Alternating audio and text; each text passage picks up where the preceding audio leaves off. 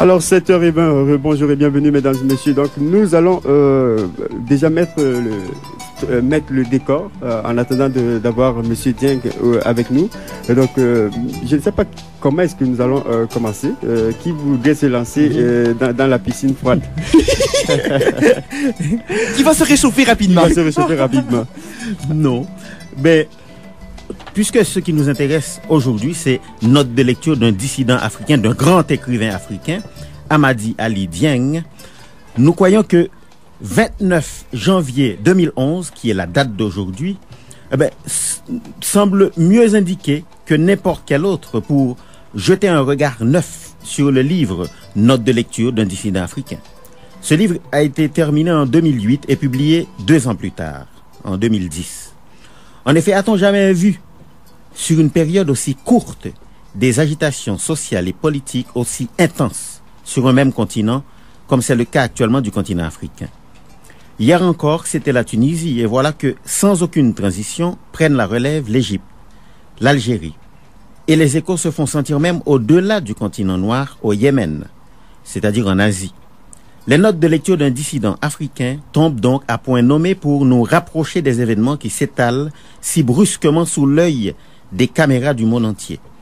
Ce livre pourrait être défini comme une mini-encyclopédie aux approches multidisciplinaires sur le continent africain, notamment, mais pas uniquement. Rien ne semble en être exclu: l'anthropologie, l'économie, la politique, l'histoire, la linguistique, la philosophie, bref, presque tout y est, avec cette particularité que toutes les conclusions des comptes rendus restent ouvertes. C'est l'auteur de ce livre, délibérément privé de point final, que nous allons rencontrer ce matin, monsieur Amadi Ali Dieng. Entre-temps, nous avons avec nous monsieur Sacha Poitras, qui a ses propres opinions du livre. Un livre, il faut l'avouer, complexe, puisque l'auteur touche à peu près à tout dans ce livre. Oui, tout à fait, un livre complexe. Et lorsque Karl Marx disait dans son manifeste du Parti communiste, il y a un spectre qui plane au-dessus de l'Europe, c'est le spectre du communisme et tout ça. Et bien là, on voit que ce spectre finalement s'est délocalisé, si je peux m'exprimer, si je peux m'exprimer ici. Donc, il plane vraiment au-dessus de l'Afrique, et je dirais heureusement d'ailleurs. Et donc, ça va être, comment est-ce que je pourrais dire, le fait de s'entretenir avec Amadi Ali Dieng dans un instant qui va être très très prochain. Un brillant penseur sénégalais. Tout à fait un brillant penseur sénégalais. Eh bien, je pense que les notions de questions d'actualité, je pense cette expression qui est très très, très galvaudée dans les médias actuellement. Eh bien là, on va voir, je pense, non seulement des questions d'actualité, mais des réponses d'actualité, oui, au sens fort du terme. Évidemment, parce que c'est quelqu'un qui est imbu de l'histoire de l'Afrique, de l'anthropologie, de la sociologie, et surtout qui est très proche de la jeunesse. Et la jeunesse, absolument. Ah oui, qui apprécie particulièrement ces mouvements de la jeunesse. Évidemment, quand cette force, qui ne semble pas avoir de frein, se déchaîne, on ne sait pas jusqu'où elle peut s'arrêter. Donc, il y a le pro et le contre aussi. Hein. Alors, donc, rebonjour et bienvenue, mesdames et messieurs. Il est 7h24 ici à Ottawa, pratiquement midi 24 à Dakar. Bonjour, monsieur Ali Dieng, et bienvenue. Et bonne année déjà 2011. Merci. Alors, vous êtes en direct avec nous depuis Dakar, au Sénégal. Oui. Alors, donc, dites-nous déjà, d'entrée de jeu, quels sont les échos de ce qui se passe en Afrique du Nord? Quelles sont les répercussions de ce qui se passe en Afrique du Nord, les mouvements qu'il y a en Tunisie, en Algérie, en Égypte, depuis Dakar? Comment vous les sentez, les vibrations? Ces événements ont une grande répercussion dans nos propres pays. La presse en parle, les radios et les télévisions en parlent, et les gens ont l'image effectivement de ces différentes rébellions, des émeutes sont organisées aujourd'hui en Afrique du Nord. Je pense qu'on ne peut pas ne pas dire que c'est des méthodes de lutte qui sont tout à fait inédites, et en cela, évidemment, les peuples africains sont intéressés pour voir l'expérience de ses propres pays et les mises en cause qu'il peut faire aussi en tenant compte, bien entendu, du climat international. D'après vous, qu'est-ce qui explique en fait ces manifestations qui, d'un bout à l'autre, se révèlent comme ça Et elles viennent d'où? Ces manifestations viennent profondément au fait que la demande sociale est très importante et les classes dirigeantes ne peuvent pas y faire face. Dans la mesure où ils ont accepté le néolibéralisme et les programmes d'ajustement structurel qui ont réduit, qui ont appauvri les populations et enrichi un certain nombre de dirigeants. L'écart est toujours plus grand entre ceux qui sont riches et ceux qui sont pauvres. Et ce phénomène de l'égalité de la répartition des revenus est à la base, effectivement, de ce que l'on voit dans tous les pays africains à l'heure actuelle. Puisque le souci du FMI et la Banque mondiale, c'est de mettre les pays en situation de rembourser la dette extérieure. Et tout ce que ça comporte, bien entendu, comme phénomènes qui font que l'État n'intervient plus dans certains domaines sociaux, la construction des routes, les hôpitaux, les écoles, etc., etc. Et tout est marchandisé aussi, de ce point de vue. La santé, ainsi que l'enseignement, les écoles privées, les cliniques privées, etc. Donc, c'est une situation qui, en fait, est créée par l'inégalité criarde, la répartition des revenus. Et donc, dans les pays développés, on fait tout pour que cet éventail soit rabattu vers, évidemment,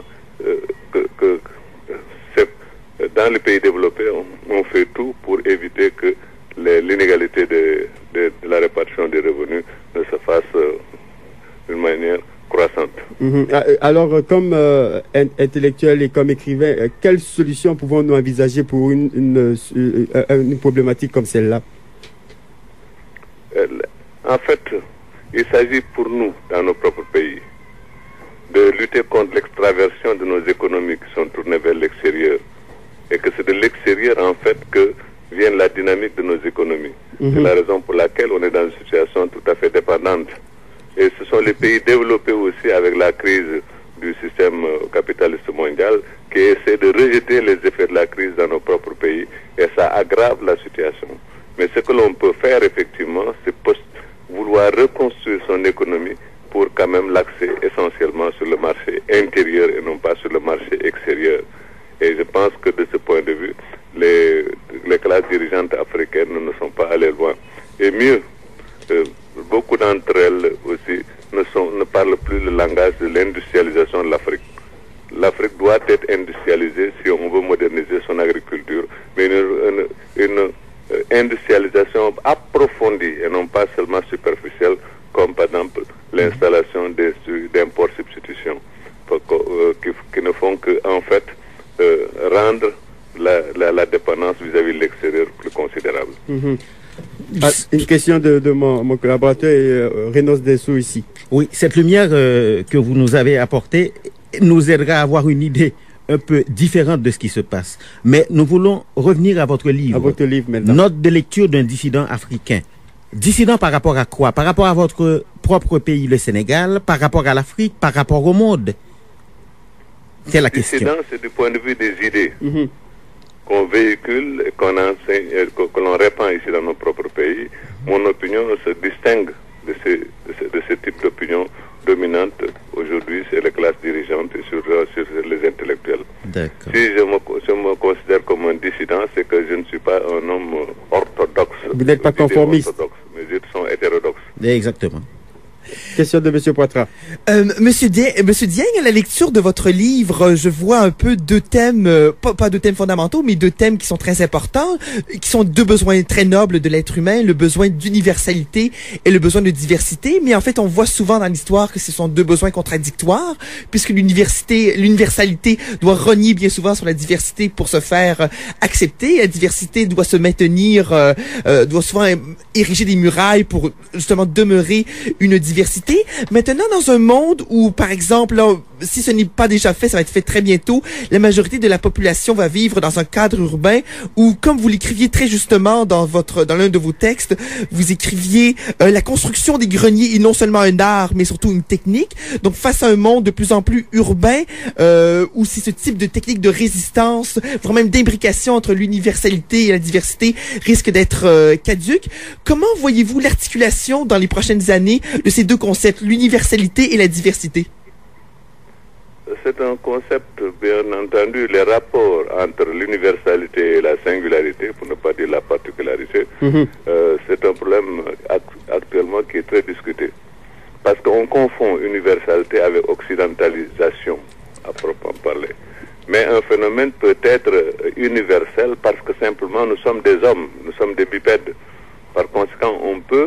arriver aux mêmes choses, mais par des voies tout à fait différentes. Et de notre point de vue aussi, l'universalité n'est pas une simple abstraction. Elle peut se concrétiser par la particularité, parce que l'universalité, dans le particulier, il y a de l'universel.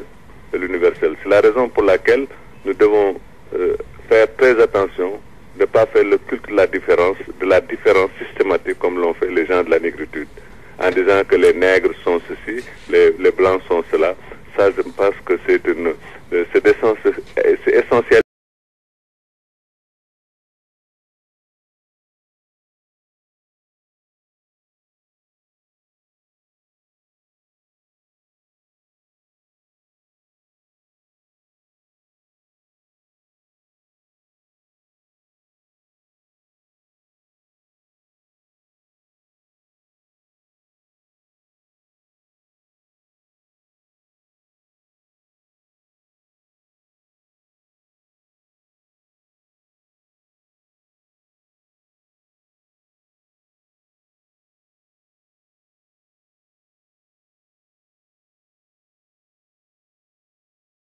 Et non pas seulement, comme on le fait aujourd'hui, dire qu'on se bat contre la pauvreté. C'est une tactique défensive.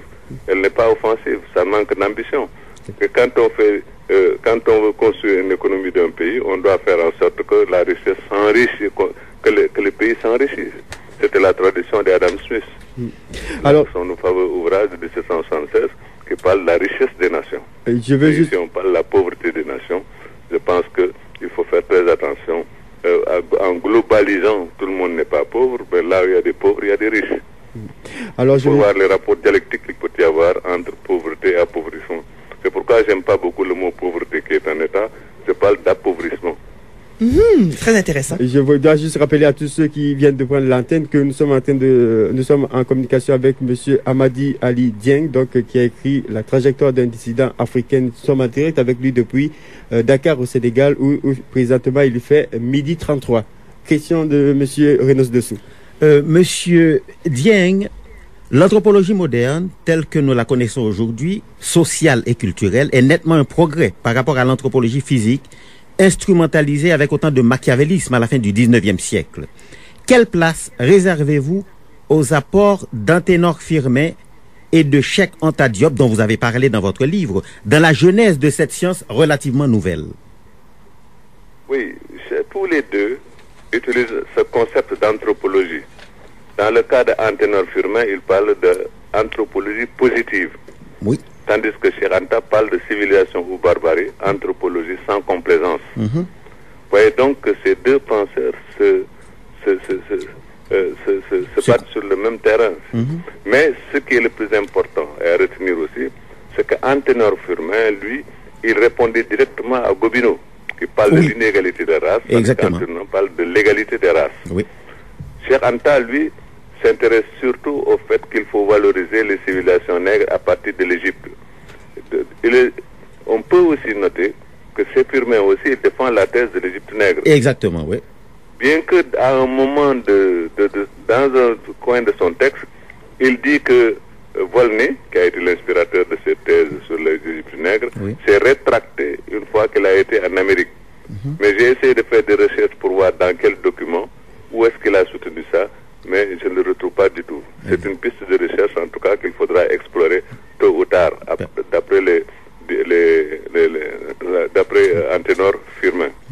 Mais ce qui m'importe surtout sur le plan de l'anthropologie, c'est très important, l'anthropologie moderne. Bien que ça ait été utilisé par la colonisation, on est obligé de revenir là-dessus d'une certaine manière, mais en essayant de voir réellement que c'est une science qui s'intéresse effectivement à l'homme en tant que tel. Et de ce point de vue, nous sommes des hommes comme tout le monde. Qu'on soit blanc, jaune, noir, etc., nous sommes toujours des hommes. C'est pourquoi je dis toujours que nous sommes des